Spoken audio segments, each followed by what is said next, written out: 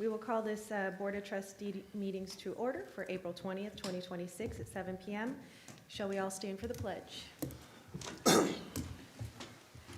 pledge allegiance to the flag of the United States of America and to the republic for which it stands, one nation, under God, indivisible, with liberty and justice for all. Thank you. I do have one excused absence for Trustee Parker this evening. Clerk Lucero, if you could call the roll. Yes. Edwards. Here. Fowler. Yes. Kerr. Yes. Parker is excused. Rosso. Here. President Poznanski. Here. Moving on to our approval of the agenda. Do we have a motion? I'd like to, before that, No, hold on, let's make a motion to approve the agenda with a second. I'll make a motion to approve the agenda.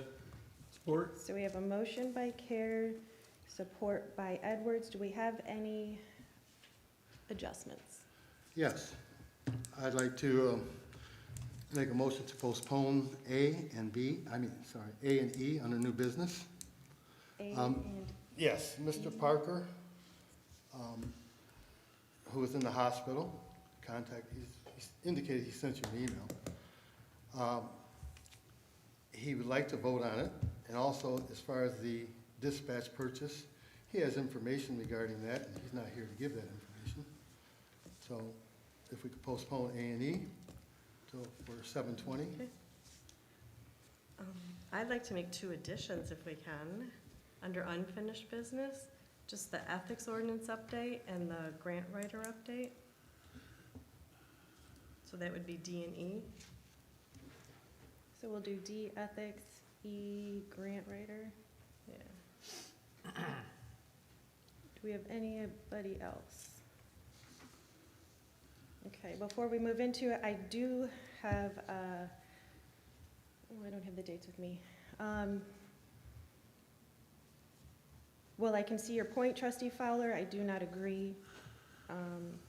If we're going to postpone for a trustee not being present, at what time does that stop? Well, the trustee, How often do we do that? I think being in the hospital is something a little different than not being present, who indicated he would be here, but, you know. I understand it's Take care of your it's body. extenuating circumstances. It's not like it's a planned vacation and an intentional not being here, and I do understand that. However, again, I would caution the board, we're here to do business. We are instructed to do work. We told the people that we would be doing a motion this month. While I can respect and appreciate the case, I don't agree, but again, we have it on the table for a vote. For the dispatch purchase approval, I would agree if we could hold off on that. It's a significant amount of money again, and I think he has been involved enough that I think there's probably information that I'd like to hear, because I don't see anyone else here tonight that can speak to that. I Well, I have would be several concerned questions. if Trustee Parker has information that he hasn't shared with the village. Okay. I understand he's been in the So hospital for the then- last couple of weeks. Who, if we have questions, will Well, what I'm anyone be saying here is- tonight to speak on that? What I'm saying, Chief finally got a Tahoe, and he's trying to get back to the meeting on time. He got stuck in Southfield, wherever he's on his way. Okay. But So Bruce or yes. Comtech won't be here for that Not that I either? understand, no. That's what Chief's been in the meetings and communications with him. Any more discussion? Well, I heard you regarding the trustee Parker not being here, who wanted to vote and wanted to supply the information regarding the dispatch. We are down a trustee. All of us would like to express our vote, our concern to whomever is going to fill that seat. And it's extenuating circumstances that he's not here. But you know, to make a vote without him is just not right. Well, again, just because we have the agenda item doesn't necessarily mean that we're going to vote on it. there's still discussion to be had. We can't not conduct business just because someone's missing. Well, we can conduct the business, is what I'm saying, but right now, it's got a trustee appointment. And to appoint, you're gonna fill that seat tonight. So you're not giving him a fair opportunity to express his opinions in either one of the cases that I presented. Not necessarily. I would agree with trustee Karen Of that course you will. putting the appointment on there, it depends on how the motion goes. If you recall, the last time we went 2-3 months having the appointment item on there, but not getting anywhere. So there's potential for a similar circumstance. I will amend my motion to add unfinished D, ethics ordinance update, and E, grant writer. Okay, that was So, a motion by Care, and it was support by Okay. Edwards. Does Matt still hold You up are his? unfinished E, D, and E. Edwards, do you support that? Still? D and E, yes. I guess, Nolan, I'd like to add the E though, also the dispatch part of it is postponing it. I'd like to postpone that. I don't know if you agree with that, or? I think we should still have it for conversation, hoping that Chief gets here and we can have, he can Okay. explain the situation. I did ask him to Well, we do, hope trustee Parker gets here too, but he's not gonna be here. I asked Chief to do write-ups so that we would have explanations, so there is a good amount of information there on the topics. But there was a little bit more that came to light within the last week, so we'd still like to have a conversation about it. I'll go with just adding D and E then into unfinished business. I'll So, support that. So my motion to add A, we're eliminating that? There was never a motion. The motion to approve, and then discussion comes after that motion. You are making suggestions to either add or postpone after that, and it's up to the original motion maker to amend their motion how they see fit, whether they want to accept your additions or deletions or not. Mr. Kerr has made a motion to approve the agenda with I did say. An make a amendment. Motion in the beginning to postpone. I did But say- you're supposed to, it's topical, it's either approve the agenda or not approve the agenda. And then you move into, if we're talking about procedure, then you move into the discussion of what to add or delete. And that's, I'm sorry, this is not public comment. We don't speak from the public at this time. I'm also the guy that holds the book of all the rules, so Well, if you're I going to understand the accept- rules quite You're well. accepting his motion, but you're not Yeah. accepting mine. Okay, Okay. again, we don't speak from the public at this time. Thank you. So we have a motion by Care, support by Edwards, with at least the approval of the 2 unfinished business additions. Do we have any further discussion? so if we're saying the dispatch can remain on, just for discussion, I would appreciate it being a discussion and not a vote, because I have questions I'm not sure we're gonna be able to get answered. So if we could discuss and not vote on the bill that's in there, or the bid that's proposed, I would be okay with leaving it. How about A? If for the other item A, trustee appointment, I'm okay with discussion. I think as far as a vote goes, we all represent a segment of the village of residents. And with having one trustee gone completely, that segment is not represented. Having another trustee not present, there's another segment not represented, and that's more of my concern, is making sure that all of the segments are represented. We don't all get the same votes from the same vote getters. So I would say if we still want to discuss it, that's fine, but we don't have to be pressured into making a vote tonight. I agree with trustee Russo.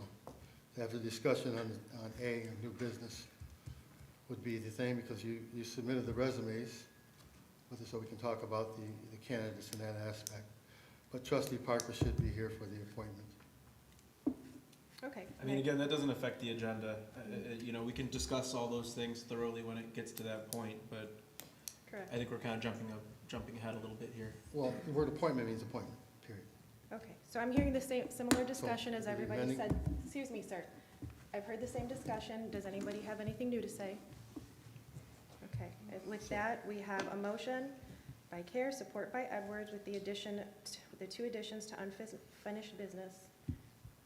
Clerk Lucero, could you please call the roll? Certainly. Fowler? No. Rosso? I'm sorry, did you say Rosso? Yes. No. Edwards? Yes. Care? Yes. President Poznanski? Yes. We have an agenda. Moving into our approval of minutes. We have 2 closed session meeting minutes, no wait, We 3. should have 3. They were in your confidential package. If we have any additions or corrections, we would need to go into closed session. So I don't know if we want to do them all at once, or does anybody have any concerns with the closed minutes? I did not. You're not? Okay, so then do we have a motion? I- Oh, I'm Pardon me, sorry, go which ahead. one? The closed. Just the closed sessions, all 3 of them grouped 23rd. together? Well, any of them. Do you have any of them? I do, Okay, I'm actually. trying to figure out if I need to go one by one or can just lump them. There's corrections on one. On one of them? Okay. So then let's start closed session, February 23rd, 2026. Do we have a motion to approve those minutes? I'll make a motion to approve the minutes of closed session meeting on February 23rd, 2026. Support, motion by Edwards, support by Care. We can't have discussion. So I guess at this point, all in favor? Aye. Aye. Any opposed? We don't have any opposed, so those ones are good. I'll make a motion to approve the regular meeting minutes for March 16th. Support? We have a motion by Care, support by Edwards for the regular March 16th minutes. Do we have any discussion there? Hearing none, all in favor of approving March 16th? Aye. Aye. Any opposed? None opposed. Okay, we have the closed session meeting minutes for March 16th. Do we have a motion for that? I'll make a motion to approve the minutes from the closed session meeting of April 13th, 2026. I'm at 16.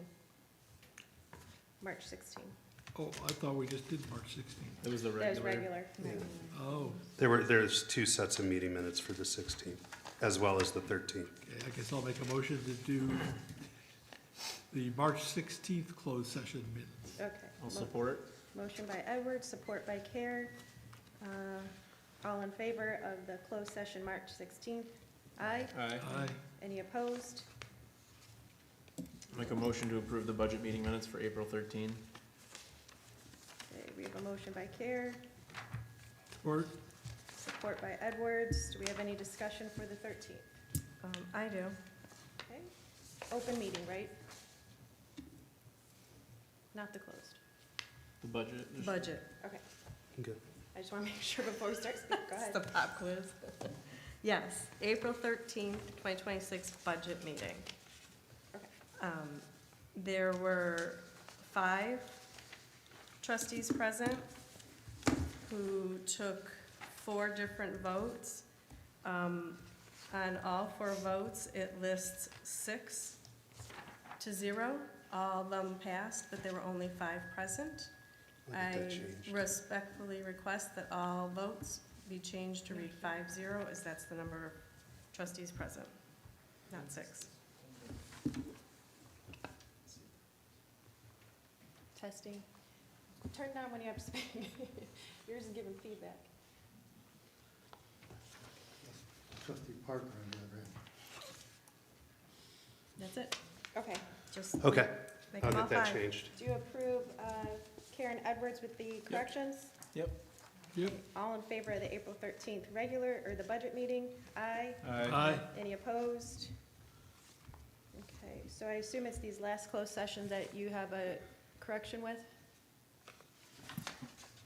No, that was the one we just did. Oh, Oh. okay. Oh, Okay, I'll make a motion to approve the closed session minutes for April 13th. We have a motion by Support. Care, support by Edwards. All in favor of the closed session for April 13th? Aye. Aye. Any opposed? None opposed. Okay, moving into our council bills. We have bills in the amount of $50,954.72 and $509,000, $157.69. Do we have a motion to approve the bills? I'll make a motion to approve the bills. Second. We have a motion by Edwards, support by Care. Do we have discussion?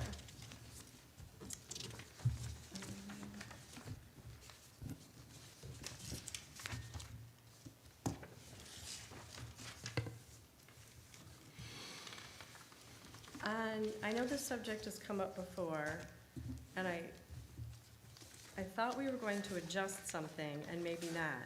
When there's a purchase at the Armament Company on 32 Mile, we, a while back, had talked about there's a $27.48 credit card fee to do any credit card transaction. And I think when we were concerned about finances, we talked about using a check for that. And then this month again, there's back-to-back within a matter of a couple of days, credit card purchases with the $27 and $48 fee on each one. So is there a way that we can just write them a check instead of paying the extra money? Yes, absolutely. I've been in contact with them. I forwarded them on our tax exempt forms, everything, and told them from now on, again, invoice us. Because they withhold things until chief pays for them instead of just invoicing us. So I've Is told chief them- allowed to run a check down the road? Yeah, chief is allowed to run it. We just need it for our systems. We need the invoice in order to cut that check. So that's been an ongoing discussion with the supplier. We are on top of it. But yes, it'll be rectified next Okay, month. thank you. Any further discussion? Okay, we have a motion by Edwards, support by Care. We'll address this spending. Can you please call the roll? Yes. Rosso, No. Edwards, Yes. Fowler, No. Care, Yes. President Poznanski. Yes. If you look towards the back of those bills, you do have your treasurer's report, which is an update from our investment to date. We have earned $927,000, $312.60. So almost $1 million we have earned in interest from our money since we started finally investing. And we never identified a goal or anything for that money, did we? A what? A goal or A goal is to make money. I don't know. No, we never did. okay. Moving on, our special presentations, our DDA.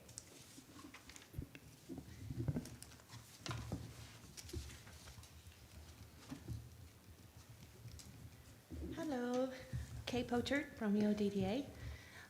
Giving a quick update, our spring flowers are on track and scheduled for delivery by May 24th. Our vendor in town did us a favor because they were looking so drab. He put some flowers out today temporarily just to get us through. Our wayfinding. Final designs are currently being drafted for approval. Our vendor quotes are in hand. I anticipate a vote by the DDA board in May to move forward with ordering. Those are just the parking signs. Once a manufacturer is selected, I'll work with them on doing a placement map and we'll get final approval from MDOT. Installation is anticipated by the end of August, so we're really excited to get that going. Phase 2, we have submitted $1.2 million in grants and appropriation applications. Several funding decisions are expected by the end of May, with the remainder by July. These outcomes will determine how quickly we can get the rest of the signs going. But the goal is spring of next year. Placemaking improvement plan. I've been working on an end-to-end placemaking improvement plan for downtown. This will take us through the next 3.5 years of our 5-year strategy. The project includes different projects, their priorities, funding opportunities, application deadlines, and budget needs. Having a clear roadmap, funding strategy, and project dashboard to track progress positions us to take full advantage of grant opportunities as they come up in the future. Certifications. We have been working on a couple of different certifications. I just completed the Main Street training program and submitted all required materials for Romeo to become a Main Street community. This designation will unlock valuable resources for future placemaking and funding opportunities. The village is also working on pursuing an LCG certification, which will provide additional access to funding, particularly with our historical buildings. Once certified, we plan to initiate a historical building inventory, which will help our building owners take the first step in their preservation. So that's really important. We continue with our relationship building with partner organizations, the community, government officials, and agencies. This past month, our chair, Kathy Oswald, Marty Hutnick, myself, we went to Lansing for a couple of days, met with our state representatives just to share the story about Romeo, what our needs are, what we're working on, a lot of good conversations. And lastly, we have been awarded the Playscape grant. We found out today, so it's very exciting. And just on Friday, I received a call from another member of Macomb County who had the good news that they have set aside $30,000 for the village, so we'll have a meeting next week. They also have come across another $100,000 grant that they're going to work with us to see what portion of that they can give us. So lots of good momentum. That's it. Any questions? How much was the Playscape grant? They didn't give us a dollar amount. The foundation that is gifting it has just gifted 100% of the cost. So once we get the designs, we'll know better how much the cost is, but yeah. Awesome. Is there a range or a limit? There really isn't. They don't give us a dollar amount. They just say, hey, let's put some designs together and we want to do this for you. So I'm sure once we get down to the actual designs, they'll give us a dollar amount. So how do you know what to design if you don't, what if you design something that's $80,000? Well, so they're in charge of the designs, not us. What we're gonna do is have a design day where we're gonna invite the community in, specifically the age of the children that are gonna be benefactors of this. They're gonna draw out what they wish to see. We've already given them our wish list. It'll go back to the organization. It's called Kaboom. They'll have their architects drop the plans and designs, and they're doing that within their specific budget. So we haven't been given the dollar amount. I'm sure they'll give it to us once they have it all done. Yeah, and given the space that this is gonna be going in, it's literally not much bigger. If you were to draw a line from your table to Mark's, it's this big of a space. Yeah. So they know the space size? They already. understand, yes. Okay. The- Okay. So I don't foresee it being that much money. Remember, we've talked about No. open-ended, we're not talking structures. Yeah. But I mean, there could be, depending, some underground or foundation, depending on what's put in, but they do understand it's not very Okay. large, and even in this space, there's trees. Right. So, Okay, I- all right, that's yeah. good. That's Yeah. very exciting, I very exciting know. report. Thank you. Yeah, thank you. Okay, into correspondence. I do have a couple correspondence. I do have some letters to read.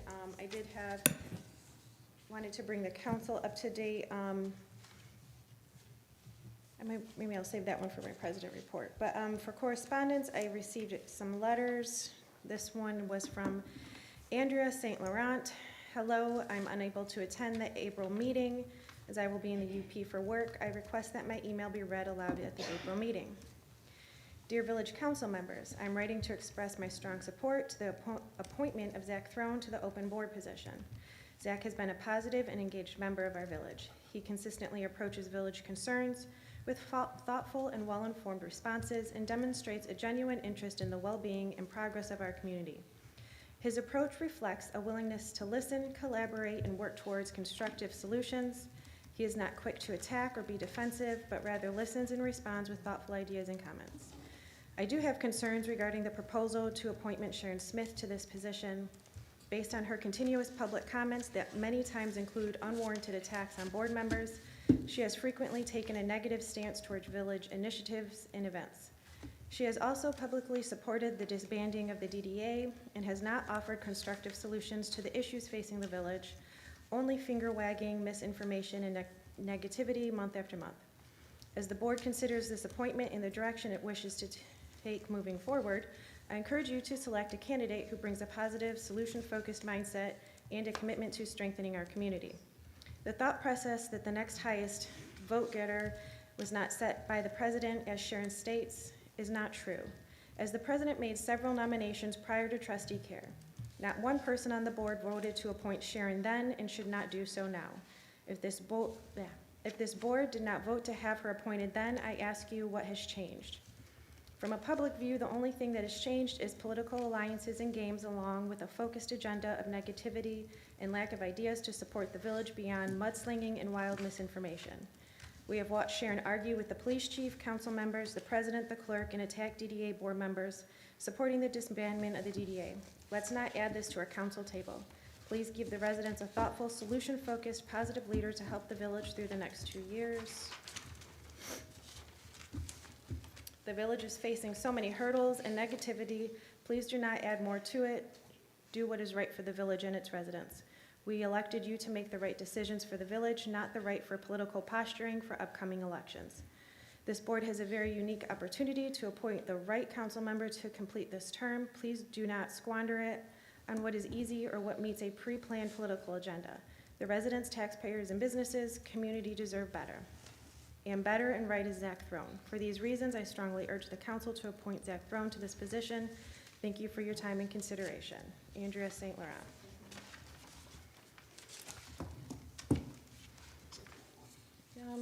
Moving to correspondence, Danielle Lee. Good evening. I am requesting the following to be read at the next council meeting as I am unable to attend. I'm writing to express my support for Zach Throne to fill the vacant trustee position. While appointments are often driven by political considerations, I respectfully ask that you set that practice aside in this instance. Mr. Throne has repeatedly demonstrated, both during public comment and online, that he conducts through thorough research, offers well-informed and unbiased recommendations, and listens thoughtfully to others. He communicates professionally and has shown genuine interest in serving this board and the community. Our community has already spoken during elections regarding other candidates, and I urge you to consider that context as you make this appointment. Please consider appointing someone chosen for independence of thought and commitment to facts, rather than the predictable political advantage. Emotion and partisan calculations should not drive this decision. Appointing Zach Throne would invite a fresh, impartial perspective to help the board navigate difficult budgetary and policy decisions. I believe this would better serve our community and restore confidence in the appointment process. Respectfully, Danielle Lee.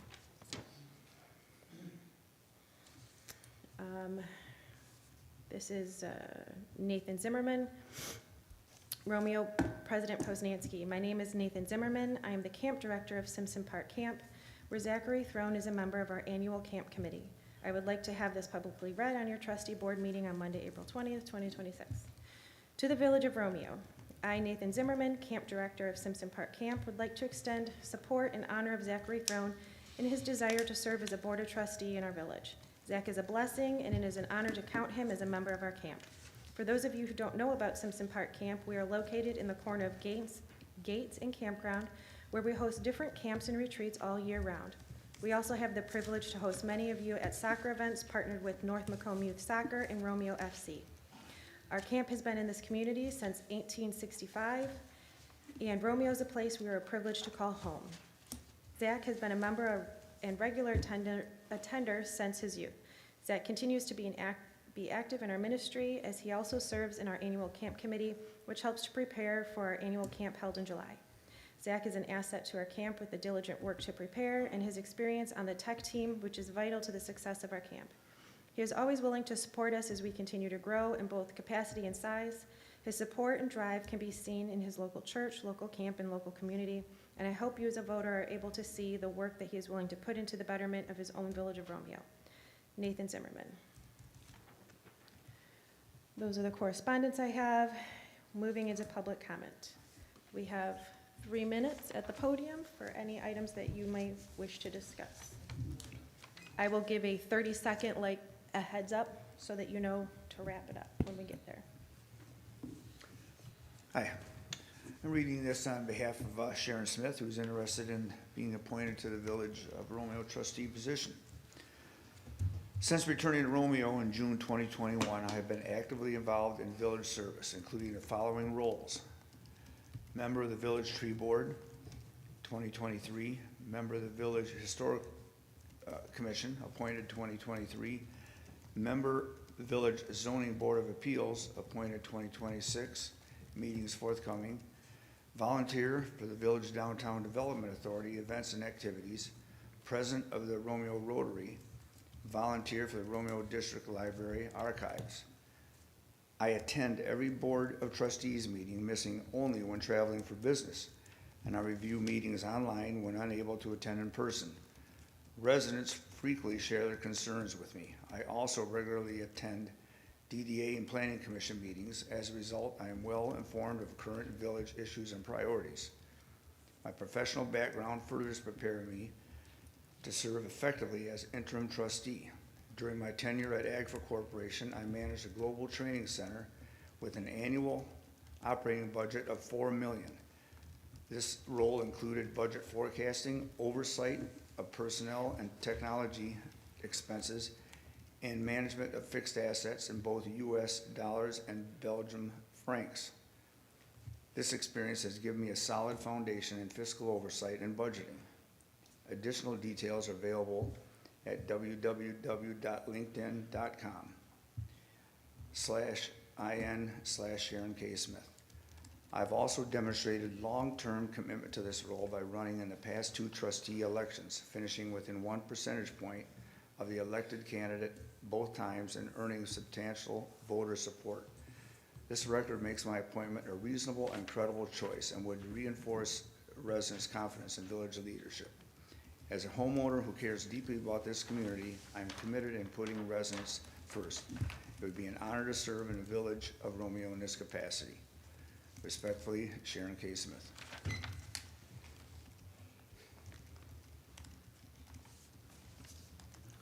Good evening. My name is Corey O'Brien. I'm a resident of Romeo here. Been resident for a long time and went through Romeo schools. I'm here to just offer some words for Zach Throne. I've been a friend of his for 2 or 3 years now. Me and my wife are friends with him and his wife and their children. And I didn't write anything officially, so I apologize, Zach. But Zach and I, being friends for a couple of years, do agree on most things, but when we do disagree, there's never been anything, I've never walked away from a disagreement upset. It's always handled professionally. There's never been any name calling or mudslinging, so I do respect Zach for that.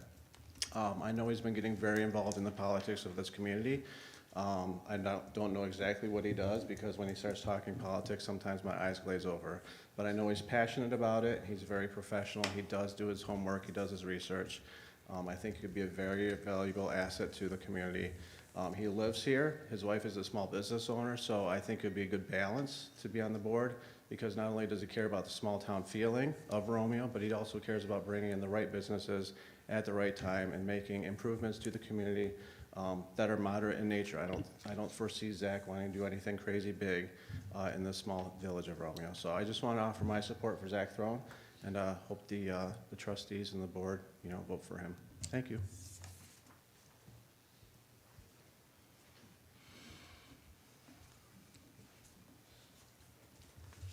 Good evening, trustees. Zach Throne, 166 Benjamin Street. I just wanted to follow up on a few items raised during the initial budget discussions that we had last week. First, I want to reiterate my encouragement for this board to continue pursuing and funding grant writing wherever possible. Every dollar we secure externally is a dollar we don't ask our residents to carry. That approach isn't optional anymore. It's essential if we want to relieve pressure on the general fund while maintaining the level of service our community expects. Second, there were comments made regarding historical staffing levels as a driver for increased costs. To better understand that claim, I submitted a FOIA request for staffing data from 2015 through 2025. Here's what the data shows. In 2015, the village had a total of 39 employees, both full-time and part-time. In 2025, that number is now 38. If we isolate to full-time employees, that number increased from 31 in 2015 to 35 in 2025. Over that 10-year period, the village added a cemetery sexton, a police officer, a DPW worker, and an administrative position. Those are measured, targeted additions, not a surge in staffing. So when we look at the overall picture, staffing levels have remained relatively stable. The reality doesn't align with the assumption that staffing has been the primary driver behind the significant increase in budgetary costs. If we want to have an honest and productive conversation about the budget, we need to assure our assumptions match the data. Otherwise, we risk solving the wrong problem. Lastly, I want to express my appreciation to you, the trustees. Thank you to those who have taken the time to speak with me about my interest and commitment to this village. I also want to thank Chief Nakis of the Bruce Township Fire Department and Chief Roy of the Romeo Police Department for sharing their perspectives, particularly regarding the dispatch services. Over the past several months, I've made it a priority to be engaged, personally and professionally, within my community. I've listened, I've asked questions, and I've sought out multiple viewpoints. I also want to thank my wife. I know she is here in spirit, but she's holding down the fort at home, so thank you, wife. Lastly, my goal is simple, to help ensure the legacy of this historic village is preserved and strengthened for future generations. Thank you for your time.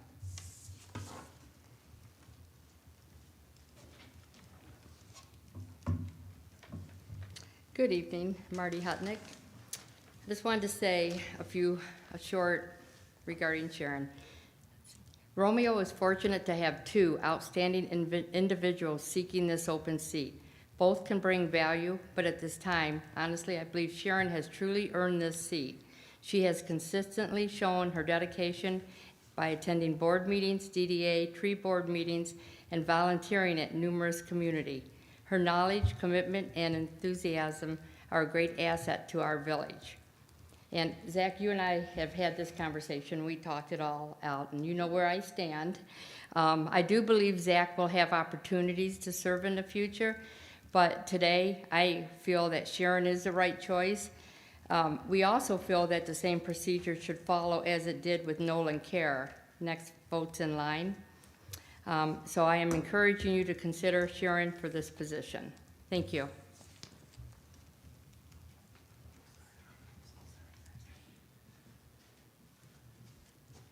I'm here to show my support for Sharon Smith. She's a can-do person. Everywhere I go, everything I do, I see her out and about helping. She's been here a long time. When I hear these letters that come in about her not being a good person or having a loud voice or this or that, I go back to some of the other board members you have on here. Bullies, quite a few, at least two you've had on this board. One who resigned because he was a criminal. I'm an administrator on a Facebook page, and there was one of your members bullying residents under a fake name, and I seen the name and who it was. So Sharon is due this. The same procedure should be followed that Nolan Care got a quick chance to get on this board. The same procedure should be followed for Sharon. She's a good person. She deserves this spot. She's out and about. She's doing things. That's all I got to say.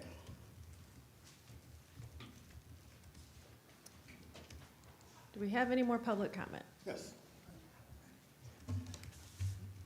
Zach Fowler. I think that the three applicants that have applied are good qualified applicants. Zach, Sharon, and the other applicant, I can't think of her name right now. I totally agree the process of which was used in the past should be followed. I think that also that some of the letters of support that you might have received sound like some of the ginned up activity that was led on to the residents regarding the police firing, stuff like that. I mean, it's that kind of information that's put out there that really shouldn't even been read. You should have just talked about the candidates in itself and them applying for the job, but I think that that person might have went a little bit too far in her description of what was going on. I, at this point, since Trustee Parker will not be participating in this thing, I'm out. I mean, I'm not going to participate in the rest of this meeting, so I guess this board will do what it's going to do, select who they want to select. Thank you. Do we have any other public comment?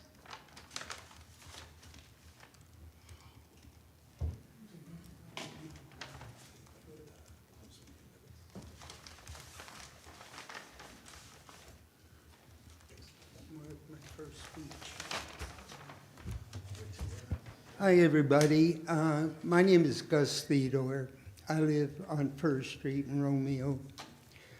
The thing that I'm concerned about with the candidates.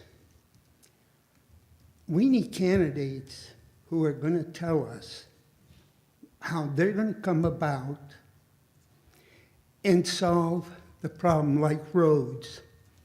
What are you going to do what are you going to do to help, really help, pass a $7 million bond issue for our roads? That's one of my concerns. And I think this is important. To be honest with you, I don't know any of the candidates, but I would like to know where they stand on issues which they feel and we feel are important. And I feel very, very strongly about this. We need everybody here to try to get a bond issue passed, $7 billion for our roads. And we got to work, well, I'm not going to say working together, because there's a split here. There's a tremendous split. But I want the candidates to tell me what they're going to do specifically to help this community. Thank you. Any further public comment? Okay, we will have the one more public comment at the end. Moving into our officers' reports. Let us just start here at the table. Trustee Rosso, do you have a report? No. Trustee Edwards? No, I don't. Okay. Trustee Care? No, we can just go on. Nothing that important. Okay. We do not have our planning commission ex officio. Treasurer, Clerk Lucero? Yeah, I just have a few things. Since we added grant writer, I guess I could hold off, but the brick grant, I've been talking about that for a while at this board table, hoping that it comes back. That has a ceiling of about 150 million. It's an infrastructural grant. It finally became available. We had to do a quick turnaround. The president and I had a meeting with our grant writer, which in turn turned into our grant writer having a meeting with HRC. They got all of the technical data they need. So we have a few infrastructural spots within the village based on the CIP that we're going to really, at the end of the day, try to swing for the fences for this grant. With that, just to touch on K, the CLG program, the Certified Local Government, been working on that, been trying to get together with our Historic District Committee, because ultimately in the end, we need that chair to sign off on the application. Once we do, then the village office and the DDA can work together to identify all the all the historic buildings, because there's a ton of money for CLG funding with that grant. So other than that, we're just kind of humming along. We're getting ready, bracing ourselves for the big permit push that comes late May. Because right around late May, we're going to get hammered with permits. So that's really it. We're bracing in the village office right now for that. So that's it. Chief?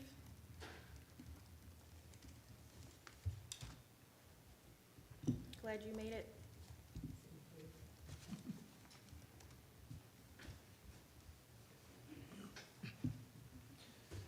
Evening, everybody. I apologize for the delay. I was going down to Hopeland to pick up the first Tahoe. That unfortunately didn't happen, so I'll be returning in the morning to pick it up. But don't have much of a report to give you, other than I understand some of the things are on the agenda. If you have any questions about them, I'm glad to answer them. One being the solution that myself and Comtech decided on, reference the Romeo dispatch issue between us and Tyler Technology. And the other one I think that's on there is We have purchase. generator and AT&T. Oh, you have the generator on there as well? I can answer questions about that as well.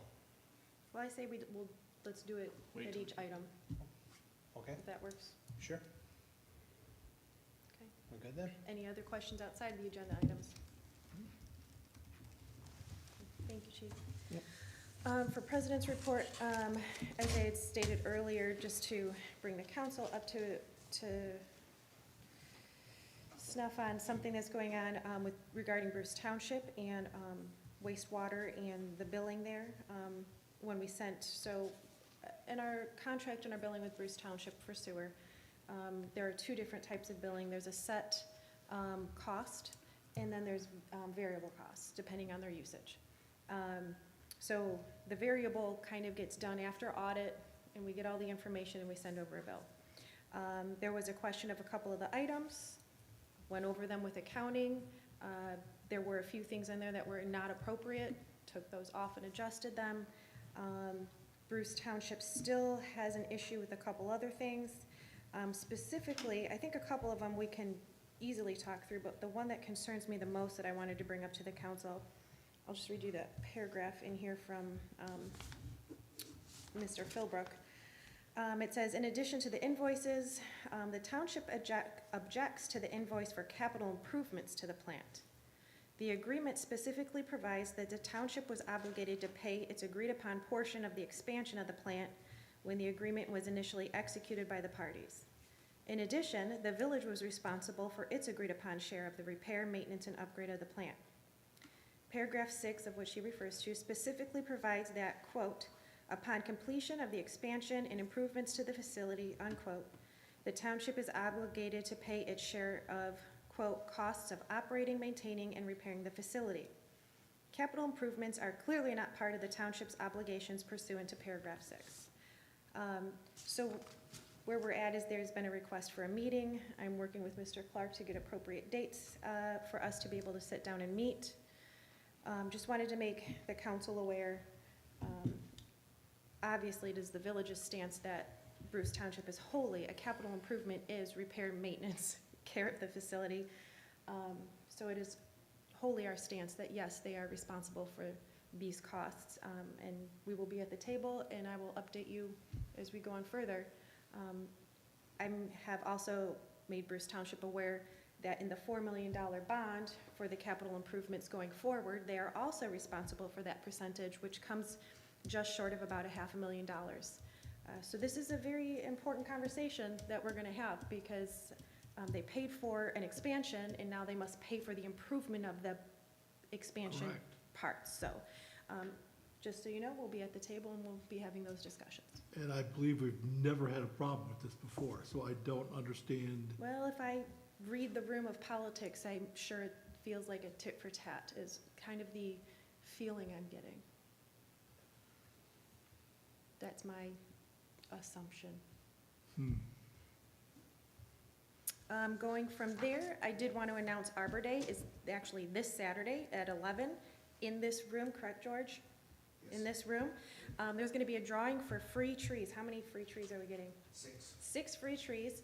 Throw your name in the hat. They pick your name. You'd have to be present? Well, yeah, the person would have to be present. Okay. Take it home. Present to win. I didn't know if maybe you're going to schedule it later, give them a phone call. So come get a free tree. There's also going to be a presentation regarding trees. And then also, an announcement regarding Arbor Day is that we are getting a new Christmas tree at the Village Park. So unfortunately, if you've looked at the tree, it's not doing well. We did try to spray it in the fall to try and mitigate what was being the sickness to it. It really didn't work. Half the tree from the bottom is dead. We've talked about we could clean it up, but pine trees don't grow back, so it will look not very healthy. And it continues to have this fungus, Rhizopharia needlecast. It's something that happens just in our more humid climate. Anyway, so when you see the tree coming down, please know that another one is going in its place. It will be a little bit smaller, but it is free.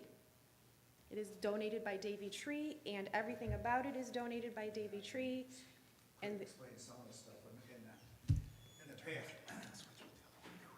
I think it was 2 years ago, what happened was, that tree was planted too deep, and it was, for lack of a better description, it was like a root cleaning, you know, for your teeth or something. They got in and actually blasted around the roots, opened them up, and they gave it a shot of antibiotics, if you want to put it that way. It did come back growing, but the disease came back. And we had talked then, and they had an idea on what to do. And like Megan says, everything's free.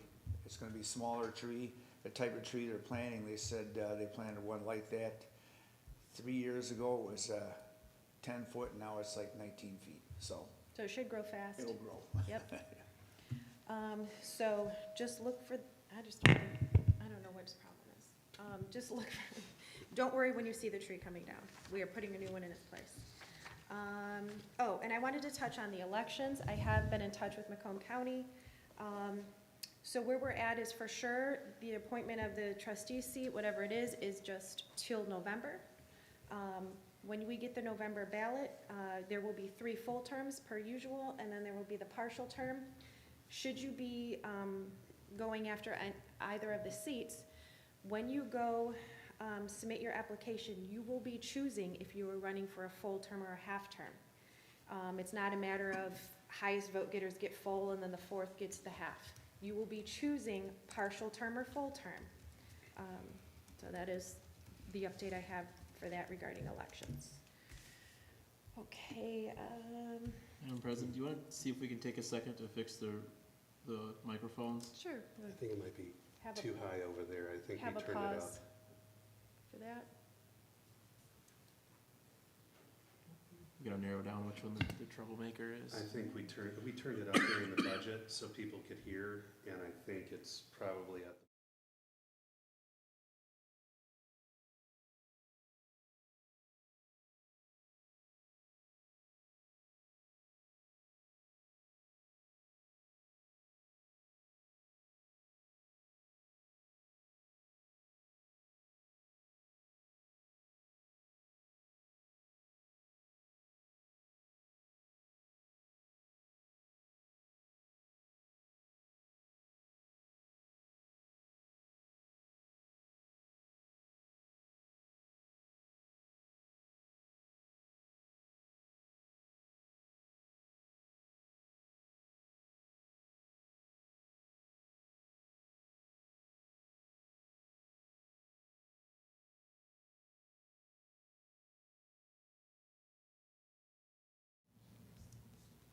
Okay, all set. Hopefully that helps. Bruce Sewer, I'm going to assume we don't have anything. No. Ethics, we have not met. Into our unfinished business. Madam President, if I can, real quick. I think we need to get Mr. Clark's opinion on this. Mr. Clark, in the rules of procedure, it states number 4, duty to vote. And it talks about that trustees that are present at a council meeting have to vote. on every matter before this body unless otherwise excused or prohibited from voting by law. What does that mean for the exit of Mr.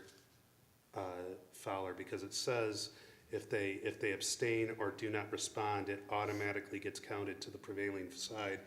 I'm asking for my purposes, for the meeting minutes and everything else, making sure that the votes are counted correctly. Well, Mr. Fowler absented himself from the meeting. I didn't see anybody requiring him to leave, so I'm going to work from the assumption that that was a decision he made on his own. He takes with that his exit, he takes his vote. So it's the empty chair doesn't vote, if that answers your question. Yeah, I was just reading it and I was confused a little bit. Otherwise, excused, wasn't excused, but okay. But that addresses things like conflicts of interest. Correct. And that he's absent, it's as though he was here for part of the meeting, but it's, in terms of voting on subsequent matters, it's as though he was never here. Okay. I'm sorry, Madam President, I just wanted to make sure that we had that, Okay. that was clarified. Into our village council purchasing policy draft, we again don't have any edits. I don't know if the board wants to continue waiting for edits. Do you want me to bring it back? I considered putting on what we had to date to at least prove it to date. But given that we didn't talk about it, I decided not to take that step. I don't know where we want to go with this. We've been working on it since November. I probably should have had it removed because I knew trustee Parker had said, obviously with what's happening with him, Yeah, he did not get anything back to me, so. right. we probably Well, we've should been, just remove this it. table's been looking at it since November. We've been waiting for edits since February. Where are we going with this? I'm fine with waiting another month. Yeah, I mean, at this point, if we don't receive edits by next month, we should, probably should have happened by now anyway, but understanding the Okay. circumstances, I'll at least put in postpone. what we have to date so we can make the decision at that time to approve Good. what we've What we've done. adjusted. Yeah, Yeah. or hopefully we have edits. Do you want a Okay, motion to postpone? or- Sure, please. I'll make a motion to postpone the purchasing policy draft. Second? Okay, we have a motion by CARE, support by Rosso to postpone till, where are we? May. May meeting. All in favor? Aye. Any opposed? We have none opposed. Moving into our short-term rental ordinance, I did want to take a moment, I know it's not horribly long, but I did want to at least read the proposal of the ordinance so that everybody is up to date on it. We start with some definitions of what a short-term rental is: a dwelling unit offered for rent in part or its entirety for up to 28 consecutive days per customer. Owner-occupied short-term rental is a dwelling unit offered for rent that is the property owner's primary residence. One or more rooms may be rented to a single customer while the owner lives there, or the entire residence while they are away, and is not operating or advertising as a bed and breakfast. An investor-owned short-term rental is a dwelling unit offered for rent for 28 consecutive days or less, or that is not the property owner's primary residence and is rented in its entirety to a single customer. Moving further, defining a short-term rental is any dwelling unit in whole or part rented for 28 days or less. Short-term rentals include owner-occupied, of which we just defined, non-owner rentals, which we just defined, and short-term rentals shall only be permitted in approved residential units in RM, which is residential multi, O, which is office, and CBD, central business districts. Application and registration, all approved, just so we're clear, STRs or short-term rentals must be registered annually with the village with the fee set by village council. Only one STR per parcel is allowed. Accessory structures may not be used as a short-term rental. Approval and registration is non-transferable and expires upon sale or transfer of the property. Application requirements include name, address, contact information, local agent contact, if applicable, property address, number of bedrooms, certification of safety equipment such as smoke alarms, carbon monoxide, etc. Consent to inspections within 14 calendar days of notice. The owner or designated agents must be available 24/7 and able to respond within 1 hour in case of an emergency. Complete dwelling floor plan that is specifically all bedrooms and furnished floors, proof of property and liability insurance, and a statement confirming an understanding of this ordinance. Safety and maintenance for STRs must maintain a valid certificate of occupancy and pass a property maintenance inspection every 2 years. All must comply with the current International Property Maintenance Code and applicable zoning requirements. Have an emergency escape plan positioned in a visible location, and exterior knockbox with a valid key is required. Operating standards, all STRs must be approved, registered, and in good standing with the village to receive rental agreements. A maximum of 2 adults per bedroom shall be permitted per rental. No single rental agreement may exceed 28 consecutive days, and only 1 active rental agreement at a time.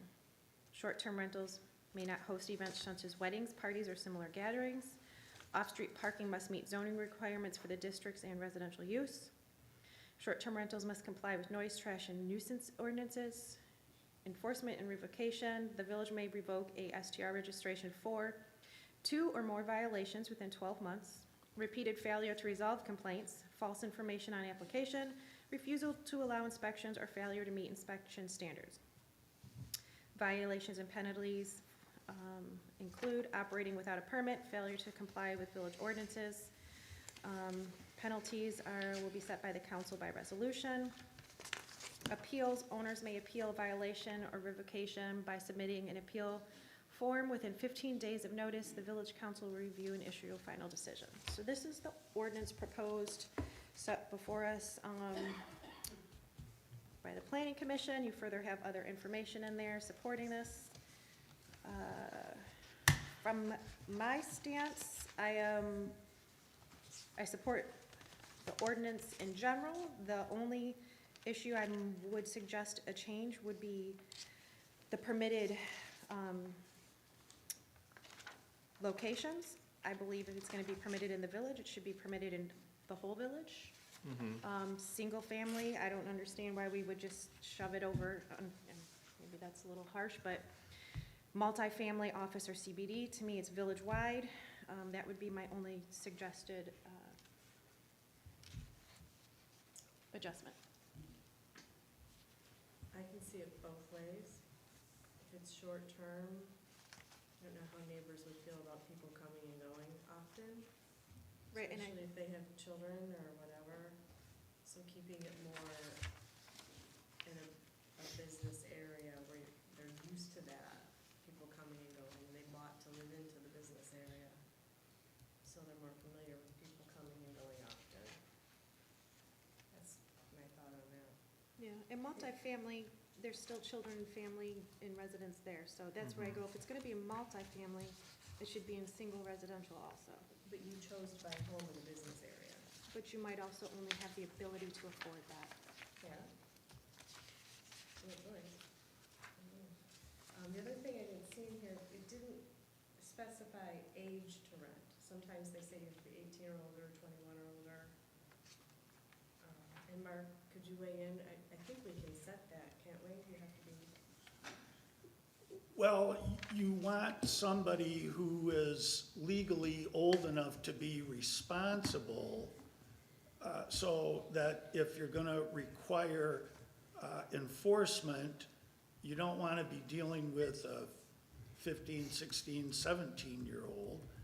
But on the other hand, if, and maybe this gets too far into the weeds, but if I'm over 21 and I'm bringing somebody with me legitimately, I don't want to cause people to gasp.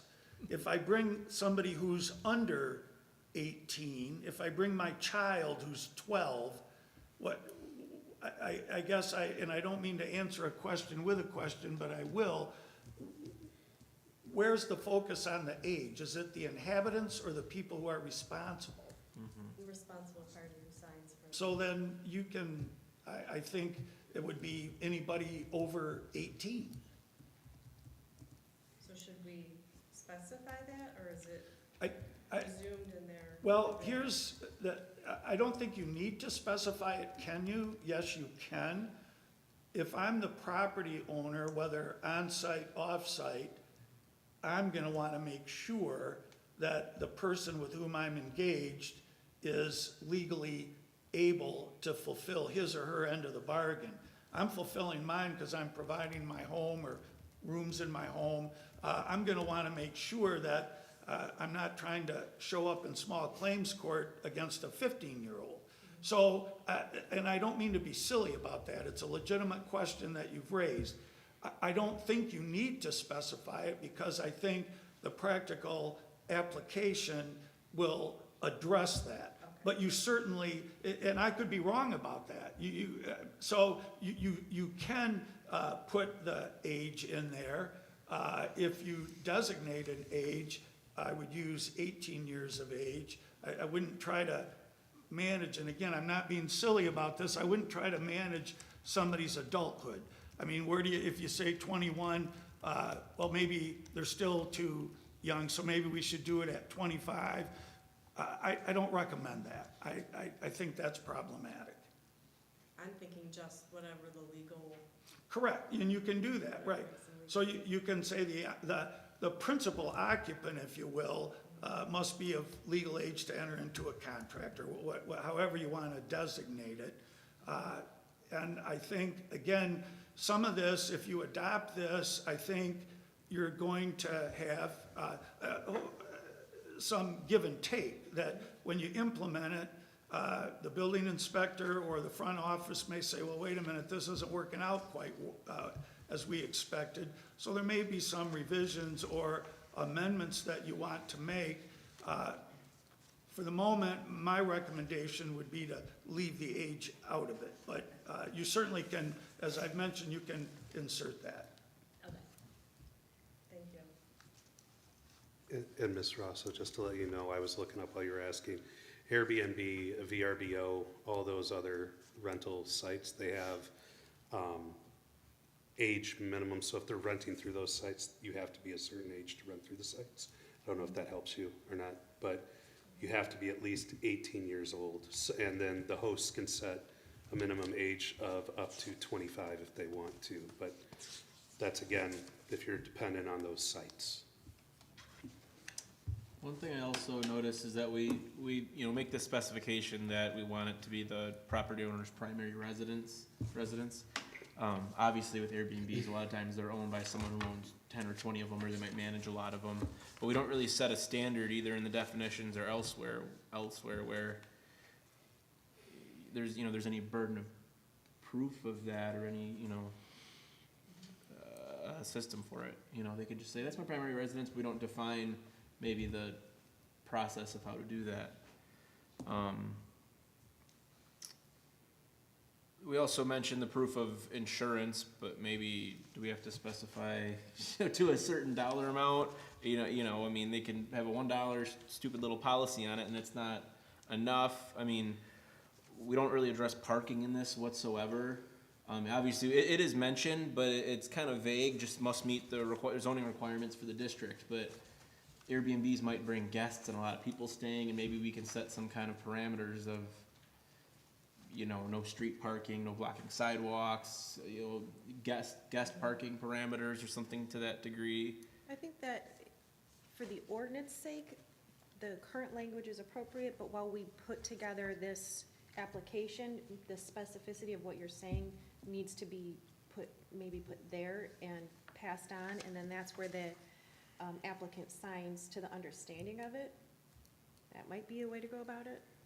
And it would be easy to do for the primary, just to look up the tax roll in the office, how the property is taxed. Because they will be getting street tickets if they're parking. Right. Like, all of those things will still apply, whatever zoning and parking. Shouldn't we be consistent, though, with the bed and breakfast policy that we instituted? Because the people of Chandler certainly fought that in single family.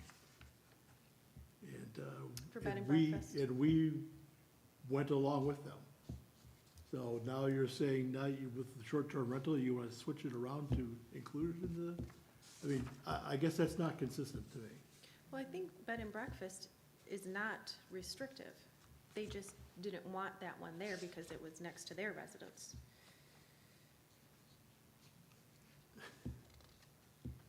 But you're right, Yeah. historically, bed and breakfasts were downtown, however, there was the one on Main Street, that was still There was single one on family. Main Street, there was one on Well, Prospect. there was one on Prospect too, it Yeah. hasn't been there in a long time, but there Yeah. was one. 32, across Yeah. from my house. So it is village-wide, bed and breakfast could potentially be in any of the districts also. Is that what you're saying, Well, to I'm keep just, it yeah, uniform? that's correct, but I'm saying we should be consistent there.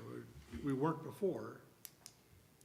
Or this would be inconsistent with what we did before. Got you, so, Isn't that partly what brought this on, is that we wanted to make sure we were? no, what brought this on is I went to, planning training, zoning, and short-term rentals was just one of the major topics in wreaking havoc in all the communities that hadn't addressed it and were reacting. So I had brought it to the table. I feel like it's been 2 years now that we've been having this conversation. Maybe I'm thinking of a conversation of planning, they were talking about consistency, like you said, Mhm. and trying to address that. I can see what you're saying, Matt. So if bed and breakfast is not specific to a district, then short-term rental shouldn't be either. Yeah.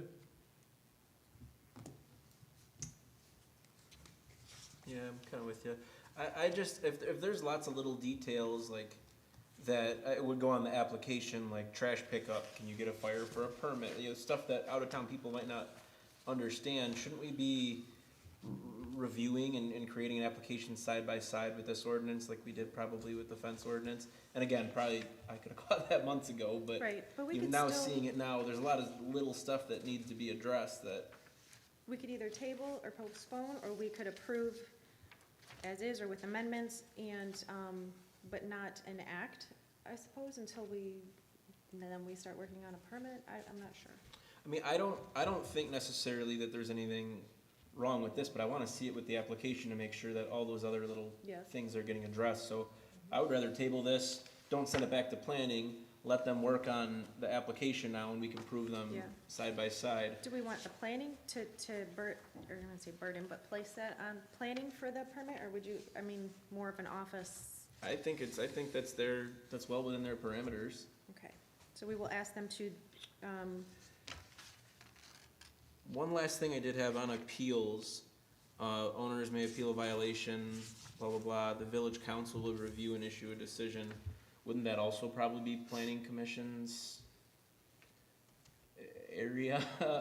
You know, are we not doing due process by stepping over them? Should they go to planning first and then appeal that to us, or? I'm not sure, Mr. Clark, would you? I think the appeal should come to this board. I assume that if somebody were denied, it would be an administrative. You would look at the application, and either the building inspector or somebody in the front office will say, no, this doesn't meet the requirements, so you're denied. I think it's better off that it come here than to the planning commission. Yeah, we're more legislative in the decision of the. Right, or you could have it go to the ZBA as well. But I don't think the planning commission, it's not the forum that I would recommend. Okay. I just don't wanna overstep something that's within their boundaries. And I don't think you would be, because they typically don't, they don't receive appeals in other areas Or or other. decisions per se, more so interpreting. Their decisions either come to this board or they go to the circuit court. So they're not really in a appellate or review posture, I don't believe. I'm not saying you couldn't send it there. I would recommend that it come to the council. And if I could, while you're speaking about that, something to consider, it doesn't say a time. The village council will review and issue a final decision. You want to do it maybe at the next Yeah, meeting. say the next council But meeting. if you leave it without a time, then you could get through the whole summer season, if you will, and then go, oh yeah, all right. So I would recommend that you consider a time. And then as long as I'm speaking, if I'm not out of turn, in section 5, it talks about enforcement and revocation. Subsection B, repeated failure. I would recommend that you designate what repeated failure is. I mean, is it 2? You know, the first one can't be a repeat because it's the initial one. Second one could be a repeated, but only 2, and maybe that's all you want on a second offense. Again, but I think you should specify so you're not sending me or some other lawyer off to circuit court to litigate what repeated means. I think if you pick a reasonable number of times, then it's defensible. Okay. Maybe look And at then- what our building code says, what repeated is too, for that. And then while we're there, with the appeals, it also speaks to a form. I think then we should have them be creating that. We need a form there too. Sure. And I have 2 other suggestions I'll make. These are really, really nitpicky, but I can't help it. So I ask forgiveness. In the definitions, investor-owned short-term rental, a dwelling unit offered for rent 28 consecutive days or less, it should be fewer. Or fewer? And under section 46-459, same thing, 28 days or fewer. Okay. So we should probably use consistent language for the very first top line too. Yes. Short-term rental, 28 or fewer, just to have Yep, the same language. yep.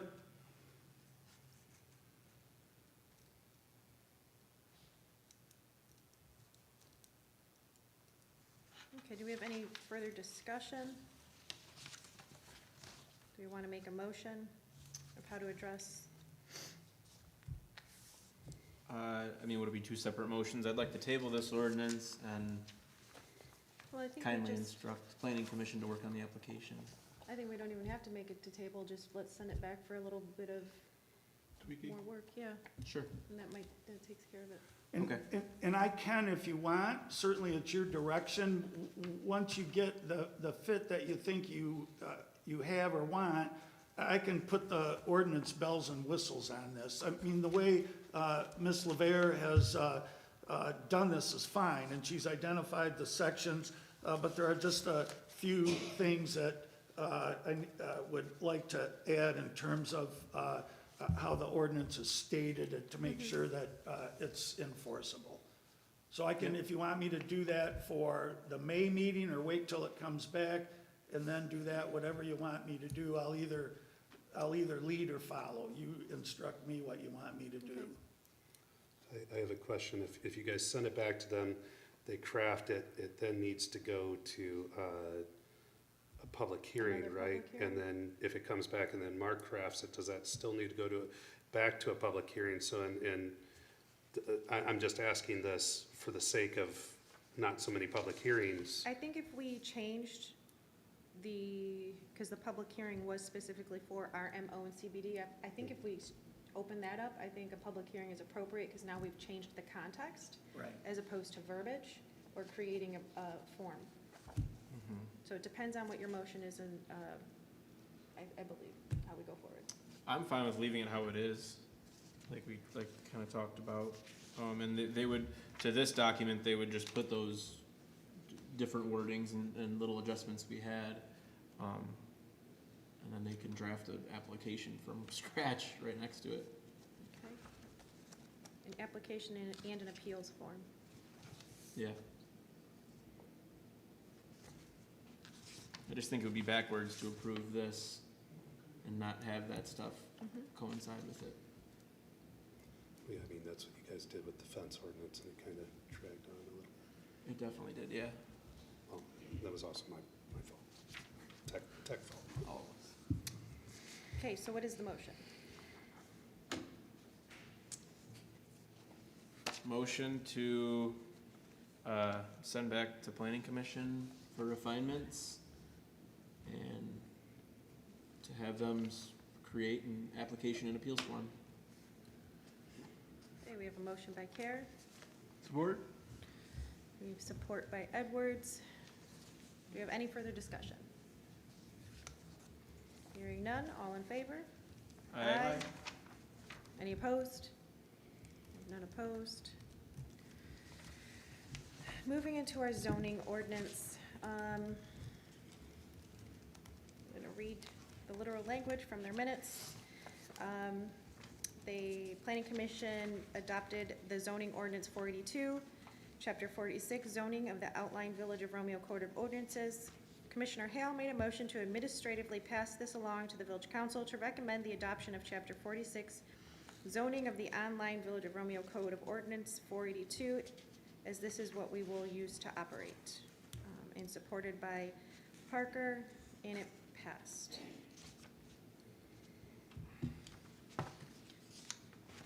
This is in response to having our ordinances online, not meeting what's in the book, which is also in 2 separate books, of which all said 3 different things, of which we could not find verification at Village Hall of when or what was the most up-to-date ordinance and when it was passed. So to Mr. Clark's suggestion, let's do what we know, pick which one, re-adopt it. That's where we're at in this point in time. So we just need a motion to accept this? Accept the public, Planning Commission's recommendation and making the current online Village of Romeo Court of Ordinances, as the ordinance I of guess I'll make a today. motion to go with the Planning Commission's recommendations to approve the online zoning, I guess ordinances, Romeo Code of Ordinances that appear online, as they Support. appear online. Support it. So I have a motion by Edwards, support by Care. Any further discussion? Can I make a suggestion? If he could, if you guys wouldn't mind, in your motion stating that it's ordinance 575, because we're gonna have to put a number to it, and that's the next progression. To become, ordinance 482 would then become 575? Yes. So then, I have a couple of suggestions. I don't mean to throw a wrench into things, but in looking at the minutes under old business, it says the adoption of zoning ordinance 482, motion to administratively pass this along to the village council. I don't know what administratively pass on to the village council means. I don't know what that is. They either pass it and you get it, or they don't. So that is mildly troublesome to me. And perhaps even more potentially troublesome is, as you stated, Ms. Poznanski, my advice has been pick one, because you were banding about 2 or 3 different versions of the zoning ordinance. And so now it appears that, based on the recommendation of the Planning Commission, that you now are in a position of choosing one. Well, that's a good thing. My concern is you are adopting, in essence, a new zoning ordinance. It's not, the language is very much the same, but it's a new zoning ordinance. So I would think, well, I'll go beyond would think, I am recommending that either the council or the Planning Commission have a public hearing on it. They did. Okay, then. It's in the, a little further back in the packet, if that suffices. If they had a public hearing on it, I'm fine. Yeah, the online is what is current, all of the zoning changes since the other 2 that kind of exist out there. Right. So the online was, and you and I spoke about this a few times, it's the most concise that we could find. And even though we believe we found the original somewhat, there were some changes, and we could find the changes except for one, the ZBA, so we just kept that, the original, in that.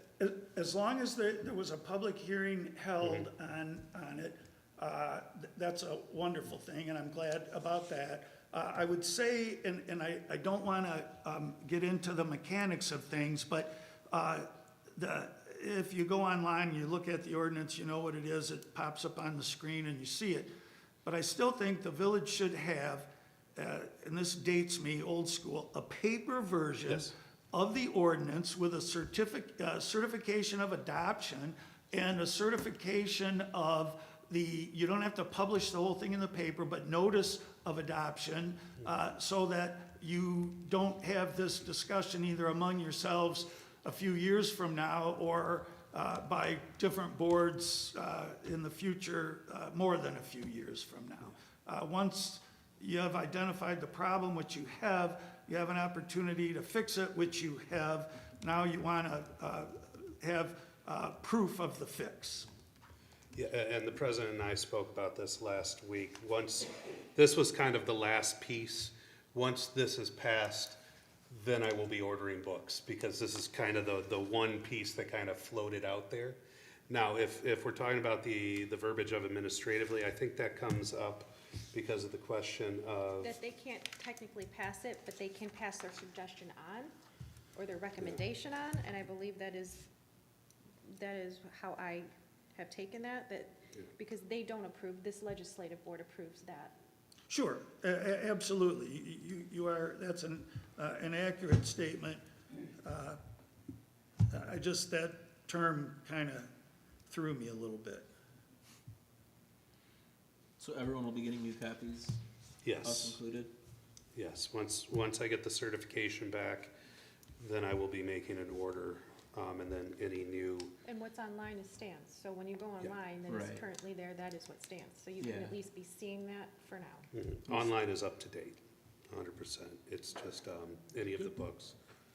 So if anybody wants to bring their books back into the village. You should do a buyback, yeah. Yeah, the board, or the boards included, PCs, EVA, all them, bring those back in, and we will swap them out for you, whether I print them all off, just the parts that you need to operate for now, but Okay, that's. so I had a motion by Edwards, support by Care. I think with Mr.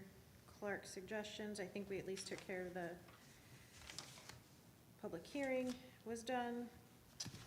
I know Jamie modified the number of the ordinance, was that 575. still good with you, Matt? Yeah. Yep. That's, okay. Me as well. All in favor? Aye.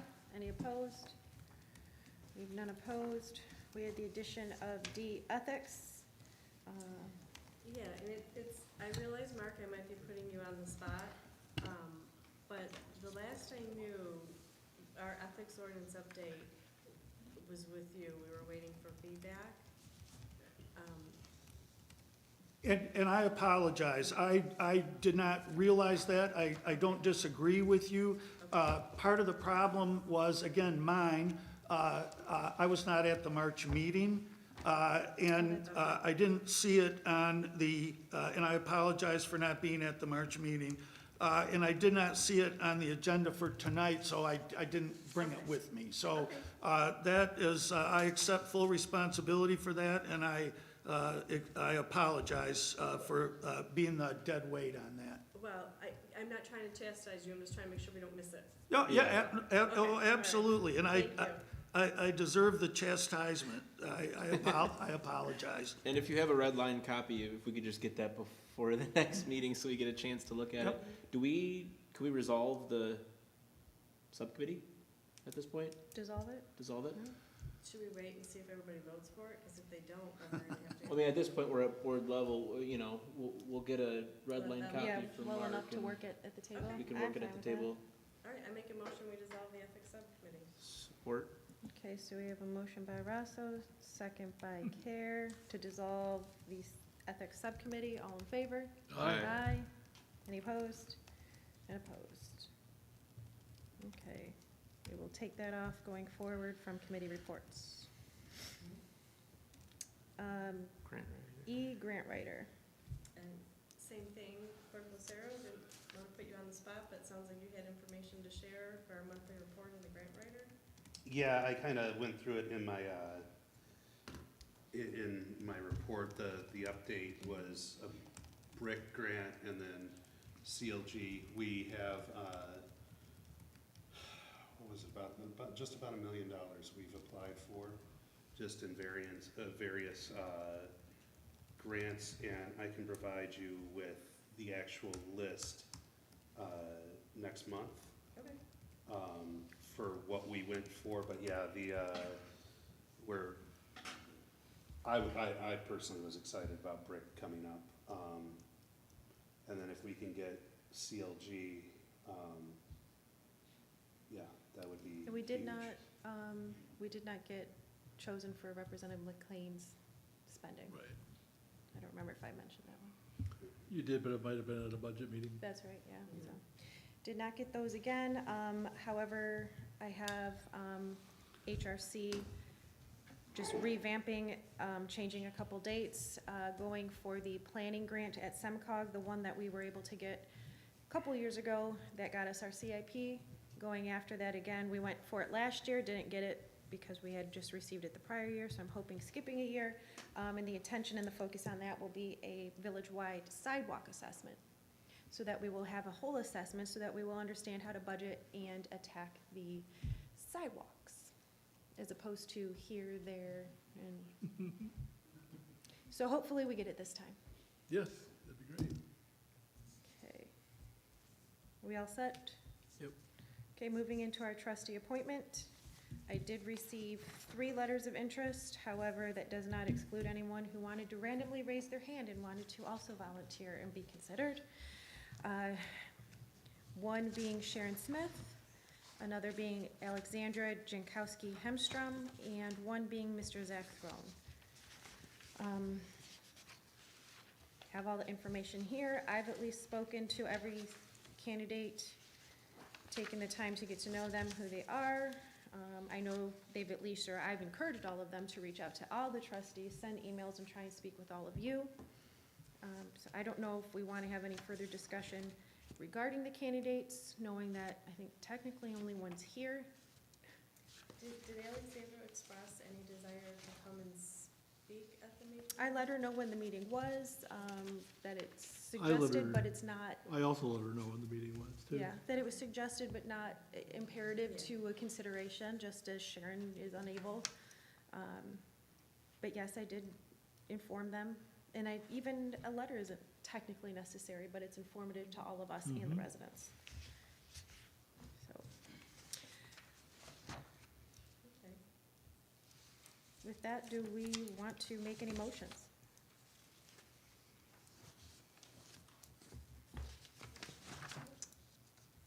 Well, if I make a motion, I'll make a motion to appoint Zach Throne as the new trustee to replace Nathan Bartholomew. Okay, we have a motion by Edwards. Do we have support? Support? We have support by Care. Do we have further discussion for the motion of appointing Zach Throne? Not necessarily discussion, but Matt, can you share with me your thought process? I had a discussion with him, and, well, only one of the other people, I also talked with Alexandria. And in my discussion, I just thought that he was a well-rounded person, and pretty much as the people in the audience have discussed, well-balanced and willing to hear both sides and make a honest, logical decision. So I felt comfortable with his thought process, and thought it went well, my meeting with him. And he's a very much a part of the community. But like you say, he's been in Simpson Park since he was young lad. Thank you. So, and he seemed to be knowledgeable on the things we were working on. He's attended all our meetings. So that's why All I these would. meetings? He's attended a lot of meetings, I'll put it that way. Last 6 months, 7 months? I don't know how many months in a row you've been, but quite a few. So, that's my thought process. Even keeled, doesn't go off the handle one way or the other. Okay, with that, we have further discussion? Clerk Lucero? Nolan, when we appointed you, right, wrong, or indifferent, we used the thought process of you took the time and energy to ran along with other people. You received the most votes, and that seemed a fair way of doing things. Well, yeah, I mean, not picking on you How do you specifically. feel? Because you're in a unique spot. You're seeing it from both sides. You were appointed, so. Yeah, I mean, it took like 4 months to get me appointed. Other candidates were also attempted appointment, and it got voted on. A lot of them didn't, all of them didn't pass. Correct. I mean, I even put appointments, made motions to seat people that weren't even, that didn't even run and weren't even on the ballot. Right. So a precedent hasn't been set. If one was to be set, I would have put the next highest vote getter right up to, Right. The I'm first asking time. Nolan his perspective, because he was in a very unique. right? Yeah, I mean, I think all 3 candidates are great.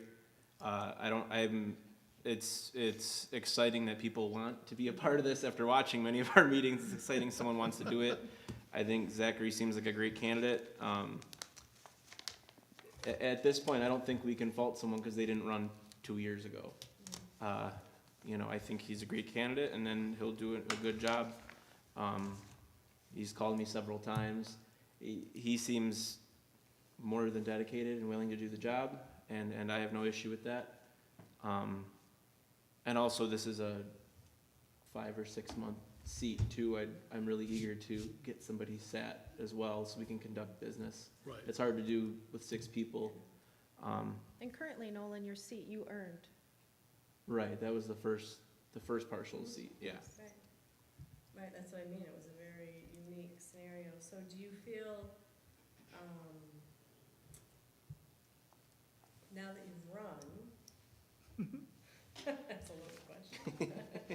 Now that you run, do you see it differently, like your appointment versus running? A different experience or something you gained that you wish you had known or not known, or? No, I mean, I guess I don't understand the question all that well. And more, I think I'm asking just so the folks in the audience can hear. Mm-hmm. Is there something when you were appointed versus ran that you didn't get the experience when you were appointed that you got when you ran that you wish you would have known when you were appointed? Not necessarily. It's a unique question. If anything, I think it's a really excellent opportunity for whoever might get appointed to this partial seat to see if they hate it.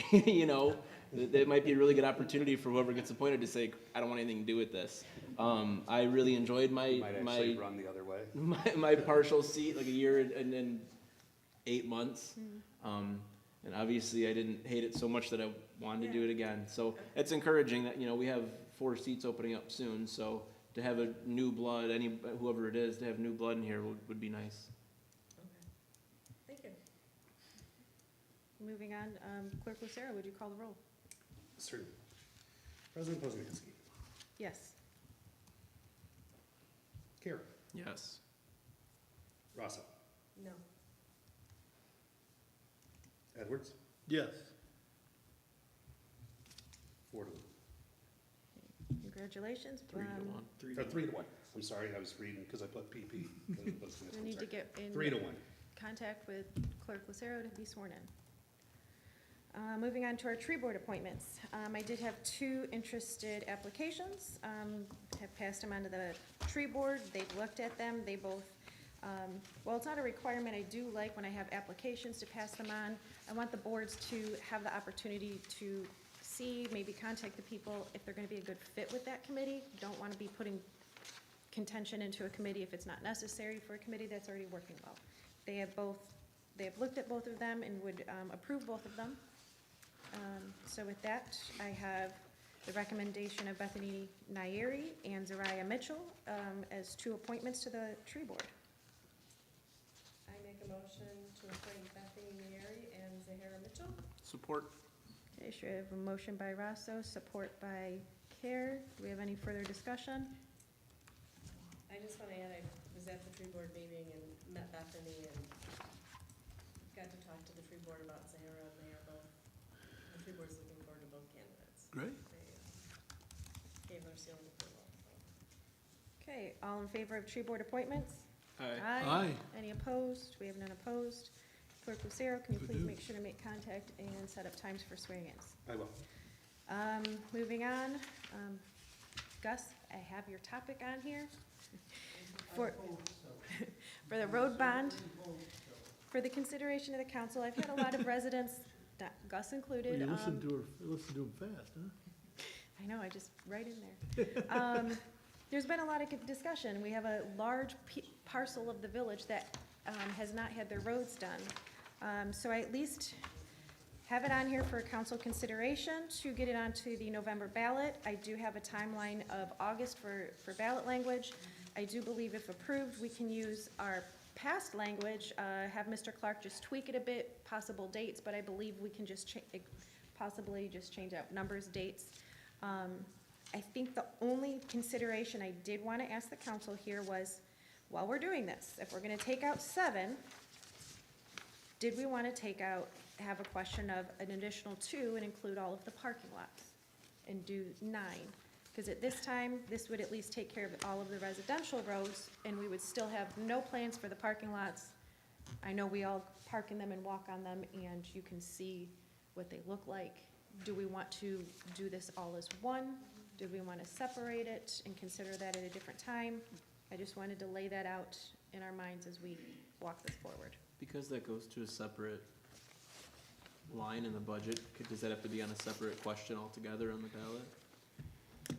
Because it goes to local street, right, and the parking lots wouldn't be underneath that I umbrella. don't know if it just is a bond question, and the bond must clearly define what it's going to. Mr. Clark? Yes, and so my recollection is from the last bond, it did include that specificity that's required, and I think you would be permitted to simply expand the explanatory language. Obviously, you can't state that it's for roads and then use some of it to do something else.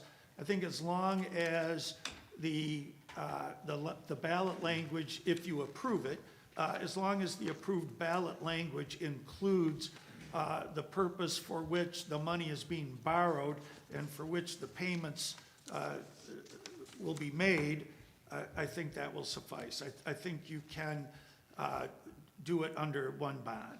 Okay, thank you. And I did ask Mr. Edwards for the picture so that we could all denote that even though I have the table here of cost, you can see Yes, the north. I wanted us to visually understand what was all included. So it is in there. Prospect and Chandler. It's all in there. And we're sure this is enough money?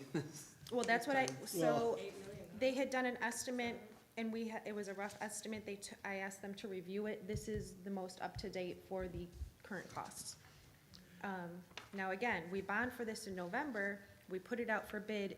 We're talking next year. There's always overages. I mean, next year's numbers are, this is the most up-to-date information we have. I make a motion that we place the road bond on the November ballot for the residents to vote on. Is it? Support. Okay, I have a motion by Brasso, support by Edwards. Did you have sorry, Any further discussion? Trustee Rosso, did you have any consideration for the parking lots, or you want that omitted? I think the parking lot should be separate, for several reasons.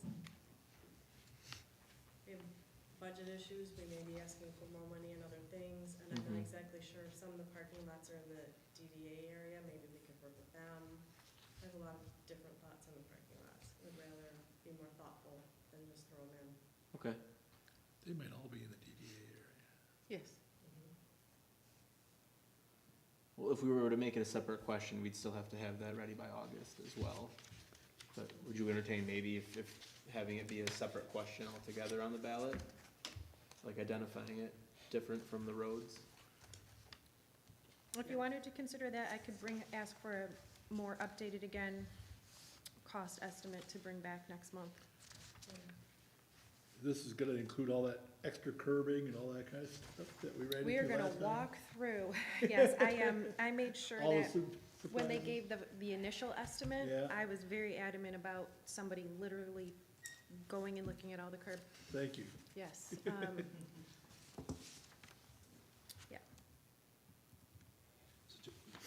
Just so I have it correctly, it's to place bond on ballot as presented, that's what you said?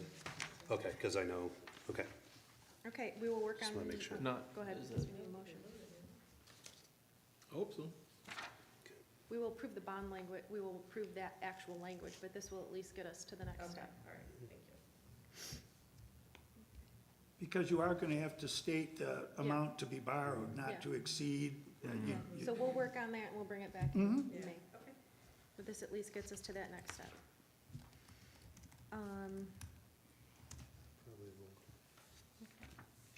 Clerk Lucero, call the roll. Care, Yes. Rosso, Yes.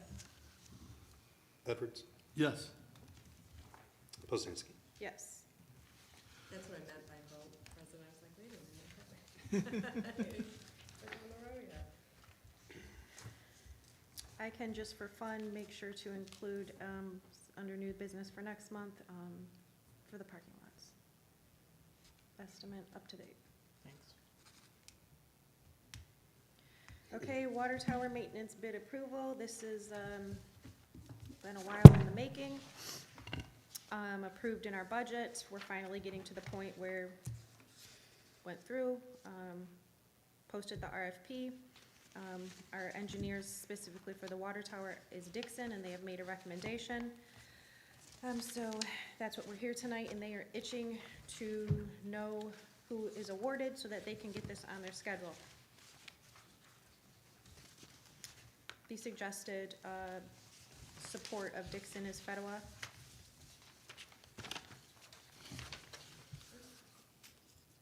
For the amount of $147,399, which actually was under budget. Yeah.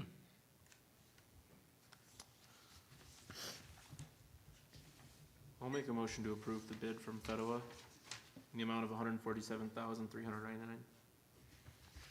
Okay, we have a motion by Care, Support? support by Edwards. Any further discussion? Do we not know why there is such a wide range? No in- idea. I mean, this is a huge variance, which makes me wonder.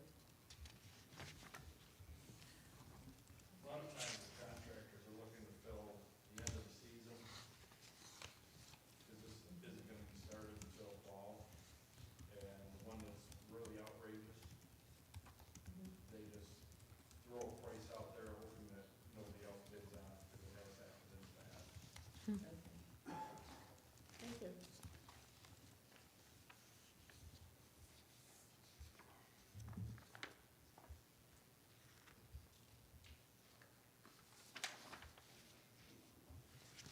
Okay.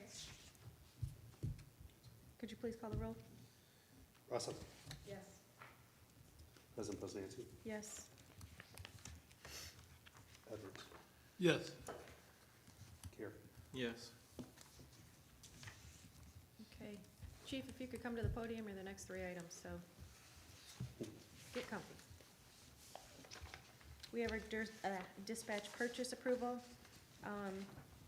I did ask Chief again to put together some explanation here. Since this time, I believe it was Thursday or Friday, you notified me that Comtech reached out and said there will be an additional cost, they just don't know what it is. If you wanted to explain that further.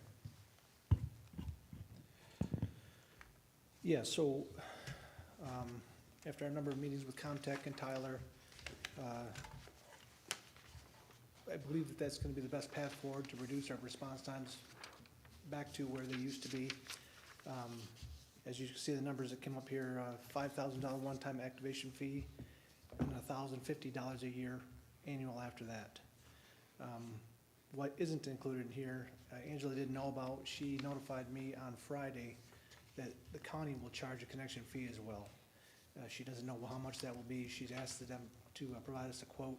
She told me Friday it probably wouldn't be in by Monday, and she was right, it's not here, so that is still outstanding. She doesn't anticipate it being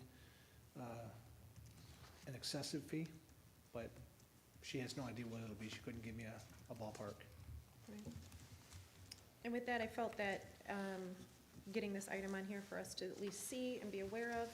I know we were talking about things at budget, so I wanted you all to be aware of where we're making progress and where this looks at the current moment.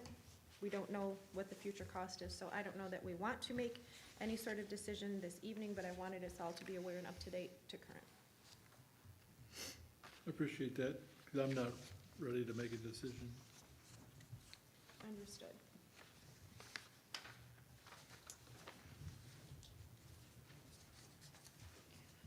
Do we want to postpone until May, assuming we have up-to-date numbers? Do we have a budget meeting between now and the next regular, We do, next we have week, one right? next Tuesday. Is it possible that if Chief gets the numbers in, that's something we could review at least at the budget meeting? We can't make action on it, but It's a study session. this is something I don't wanna delay, so if we're gonna have, Right, but if we're just gonna talk about it and it's still delayed.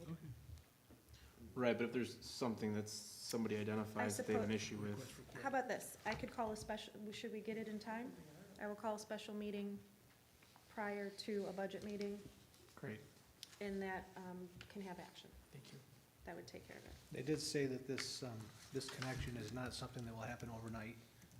So if it's approved, it's gonna take a little bit of configuring to get it to work, so Okay, the quicker, Clerk, the sooner the better, I would agree. What is a special meeting posting, is 18 hours? It's 18 hours. So assuming I get this information a week from today, I will post a special meeting prior to the budget meeting for decisions thank you. on this item only. Okay, otherwise we will table until May. Do we have a motion for any of this? You said you want a motion to table or just table? Just table. Should we even table it though? Because if I'm gonna call, go ahead, table it. So postpone motion to Sorry, yes, postpone. Motion to table until the next meeting. postpone until the meeting is called. So adjusted, yep. So we have a motion by Care, Or, support by Edwards. Any further discussion? Hearing none, all in favor? Aye. Aye. Do we have any opposed? None opposed. Moving into the generator, RFP for police station. This is again, the same generator, the same topic. We were told we could go ahead, start moving, and then again, as we move into conversations with the grant, they go, what are you talking about? That's not how this works. So in there, you can see the emails where they say to go ahead and start moving forward. Thankfully, we had not, because it needs to go out for RFP. So where we're at is, we did ask for a proposal from HRC of what it would cost and what it would be for them to post an RFP and carry us through the grant process. As you can see, that is an amount of not to exceed, where's the number, 12? 12.9. Not to exceed $12,000. The other option is, we create our own RFP and we post it and we do it. And, but given the topic and the different interest in having it verified the whole way through, I at least wanted this board to have the option, and not come here and say that we're gonna do it ourselves and be asked to get professional. So I have it here for consideration. Madam President, if I could, I would liken this to the painting of the water tower. We could have written it, but Dixon has all of the specs they need. I am completely capable of writing this. I think I have most of the specs, but if something falls through the cracks, me personally, I'm asking you guys to truly consider this HRC, because that way nothing falls through the cracks, and then we're 2 months later, you guys are trying to approve something, and then it's, well, wait a minute, did someone think about this? I guess I would have to agree with that, because I think last time we had single phase versus three phase and all kinds of things that some of us are, well, at least myself was not educated enough to know which one was which, and I don't think the chief knew which one was which. All that I heard back was, they said it would work. And apparently it didn't. So yes, I think we need to have an engineering evaluation and something that's gonna put this down in black and white, so that when we move forward on an expensive item, it's the correct item. Agreed. with that, do you want to make a motion? I'll make a motion to allow HRC to go out not to exceed $12,000 for RFP for the generator purchase. Okay, motion by Care. Do we have support? Support by Rosso. Any further discussion? Hearing none, all in favor? Aye. Aye. No. Okay, could you please call the roll? I'm sorry. Rosso, Yes. Edwards, Yes. Care, Yes. President Poznanski. Yes. Sorry. Okay, moving into the third item, our AT&T contract for the 911 updates. This was a contract, apparently that had been put into place. We had gotten when our system went down, we got our new 911 system. At that time, soon after, we had a changeover of chiefs. And somehow this contract got dropped. Even though we signed a contract, they never sent invoices, and from one chief to the next, not relaying contract, it was missed. So it's been budgeted, so we at least thankfully had this year budgeted $18,240 towards it. But where we're at is we do need to back up and do a little extra costs. Chief, if you wanted to speak to it? Yeah. So first of all, what you probably don't know is that for the last several months, PFN, a company contracted by the state, has been pulling fiber optic cables to the PSAP. They're doing it statewide, it's state mandated. This is funded by the state, but the connection to the PSAP is not. We have this new 911 Viper system. Though it's only 2.5 years old, at the time that it was purchased, they were operating on an older legacy network, is the way it was explained. It is not the fiber optic network that they're going to now. So with all the wires that they've been pulling to the building and prepping it, it can't connect to the Viper system until the Viper system is prepped for that. And if that's one of the costs you have identified here, it was initially almost $30,000, I'm sorry, about $28,000. I got them down to $24,275 for the connection to the Viper system.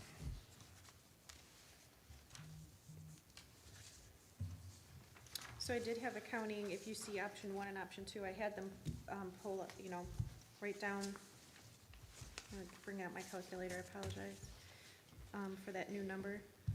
Well, so those are what you're. Does that include the 17? Did you verify that? Well, I have that call in that email, and he has not responded. So Craig Bennett, the guy who's in charge of 911 operations for the Midwest, he's extremely hard to get hold of. I have called him, left messages, I've emailed him, I haven't gotten a response yet. But that's a secondary issue. We have this Viper was supposed to have a maintenance plan attached to it. Clearly, it was in the budget the last couple of years. Somebody planned for it, but it was never executed. It was never put in motion. So we have to get that now. So there are two options that are listed there. One of them, the lesser expensive option, is just for the automatic updates, the computer updates. The second option is what I believe to be a combination of that plus, I guess what I call it an insurance plan. It covers anything that were to go wrong with the Viper system up to complete replacement if there's a catastrophic failure for 5 years. That's the answer that I have not, he has not gotten back with me on. I believe that to be true, that $17,000, if we were to go with a more expensive option for the potential complete replacement, any maintenance that has to be done on the system is all covered, parts and labor. The updates are included in that plan, but I'm getting that information from his mouth before I tell you that affirmatively. I believe that to be true, but I have made the calls and the emails, and he just hasn't gotten back with me yet. But what we're saying is that option one gets us updated with the capability to be able Yes. to, okay. Option one is what they minimally need to do the connection. It has to have a maintenance plan. And as stated before, when I went back to the budgets of the past few years, there's a line item for it, so this was clearly have one planned. this year. I believe the former chief probably knew that this was something that had to be purchased, and then with the transition, that was dropped, and there was no way for me to know until PFN asked about it. Or you would assume they'd send an invoice, but Well, they didn't. that would have given us a heads up too, but Yeah. we got no invoices, and therefore, for the last couple of years, it just hasn't been getting the updates. Now, with that said, it's been operating fine. It's not in any danger, but it's behind.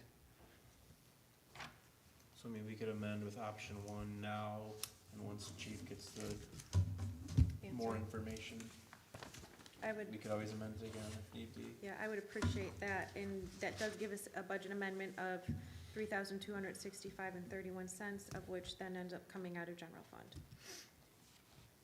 But I think, yes, doing it at the very least to get it updated so that it can go through would be appropriate, and waiting till we get affirmative numbers and explanation for the further. I amended that instead of the 18, it would be 13,000 in change, but still, I don't, until we know for sure. Yeah, we'll have to wait on that. Yeah. I'll make a motion to proceed with the budget amendment, option one. Okay, we have a motion by Care, Support? support by Edwards. Do we have any further discussion? Clerk Lucero, could you call the roll? President Poznanski. Yes. Russo. Kier. Yes. Edwards. Yes. Okay, lastly, we have our Vintage Fest permit. Let me get to it. Madam President, can I interrupt before you get into that?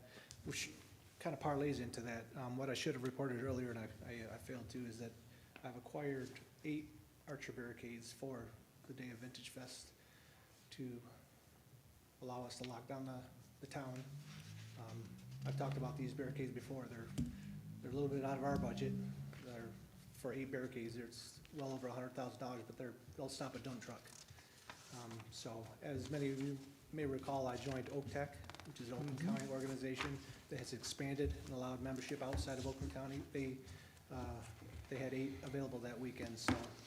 So we're borrowing them? We'll be picking those up, borrowing them. Of course, we have to return them by Monday, but we'll be picking those up on the 5th to be deployed on the 6th on the day of Vintage Fest, so. That's outstanding.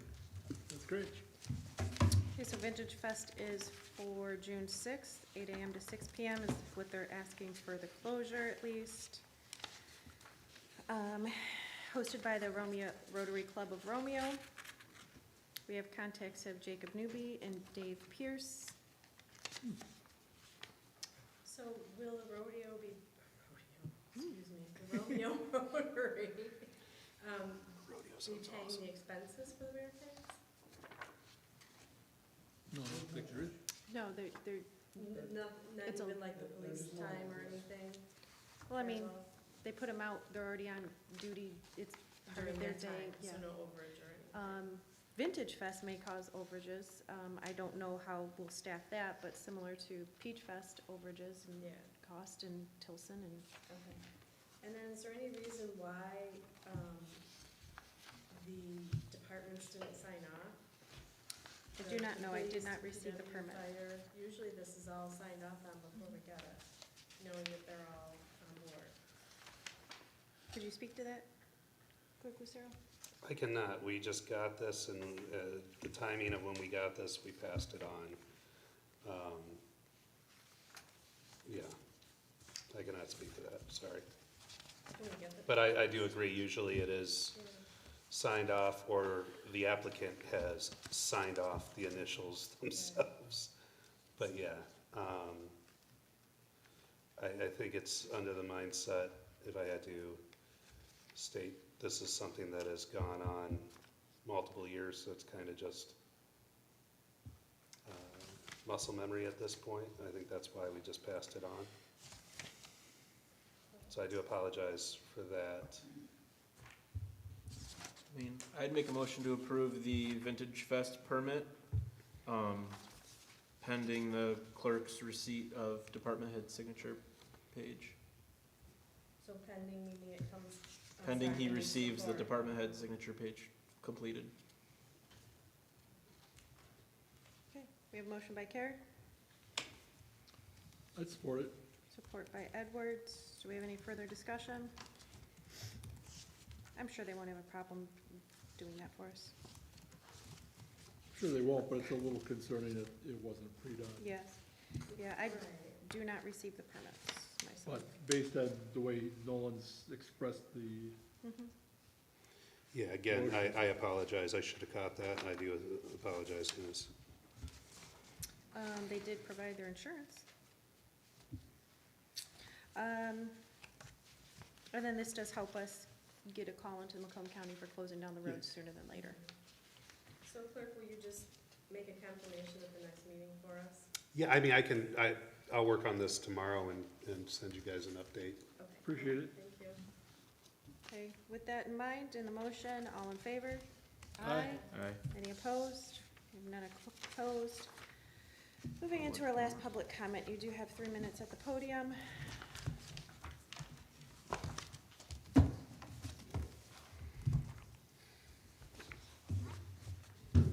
Zach Throne, 166 Benjamin Street. Trustee Rosso, Trustee Edwards, President Poznanski, Trustee Care. I look forward to working with you on behalf of these residents. Thank you for this opportunity.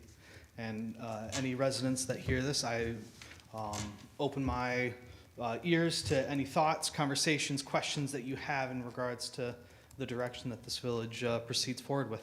Thank you. See you at the next meeting. Welcome aboard. Budget meeting is Tuesday, so get sworn in this week. Oh, yeah, Tuesday already, budget meeting, there you go. Welcome aboard, geez. Any more public comment? Okay, with that, we're going to move into closed session, so we will need everyone to exit. You're welcome to sit in the lobby.